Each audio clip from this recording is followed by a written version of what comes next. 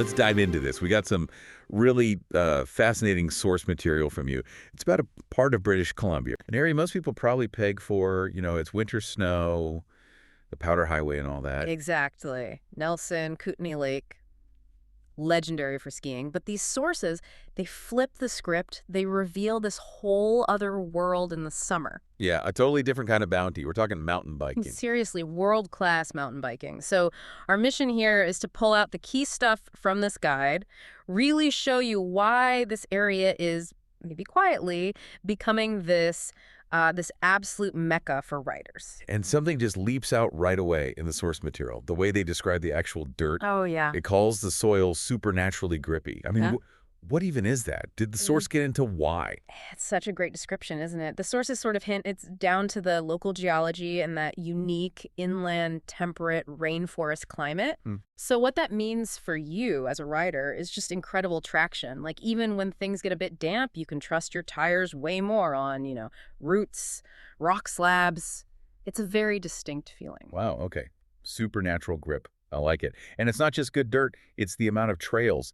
The source mentions Trailforks counting 261 trails. Just in Nelson alone. Just Nelson. That's huge.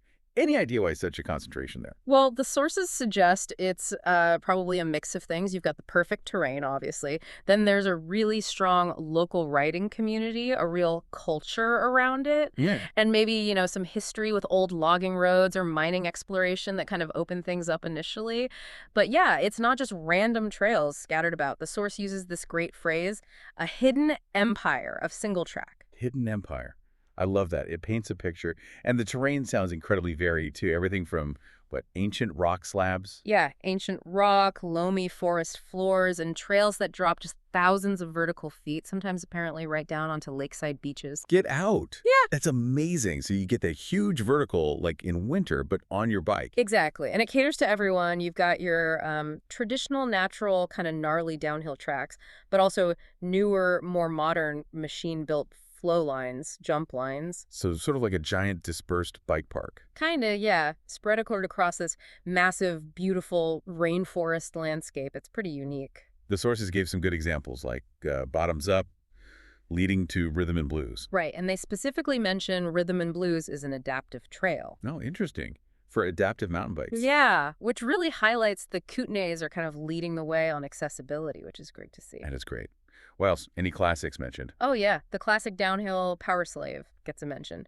Or you can apparently pedal right from Nelsontown using the Great Northern Trail to link up whole networks like Mountain Station or Svoboda. Okay, options for pedaling up too. But what about shuttles? Lots of riders love shuttling. It's definitely covered. The sources point to the Kootenay system. And get this, that's where Kurt Sorge, the 3-time Red Bull Rampage winner, honed his skills. Wow, okay. That's a serious stamp of approval. It really is. But it's not just the main Nelson networks. The sources talk about taking the ferry, the longest free ferry in the world, apparently. Free ferry, yeah. Yes. Over to the east shore near Crawford Bay. And you find these more remote gems, like a trail called Tam-O Tiger. Tam-O Tiger. Okay, got to remember that one. Or head up north a bit to Kaslo. There's the Friendly Giant. Friendly Giant. No, it sounds big. It is. A massive 4,400 vertical feet of descent. But the source says it's actually pretty accessible for, different skill levels. The variety is just astounding. It really sounds like it. But, after detailing all this incredible riding, the sources make another point, right? It's about more than just the biking. Exactly. They call the whole experience a Kootenay reset. A Kootenay reset. I like that. So what does that entail? Well, picture it. You ride these epic trails all morning, maybe into the afternoon. Yeah.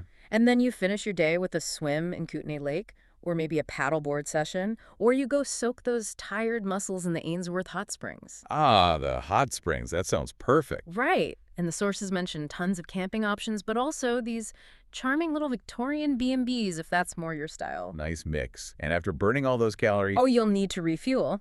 Because according to the guide, the food scene is phenomenal. Like, get this.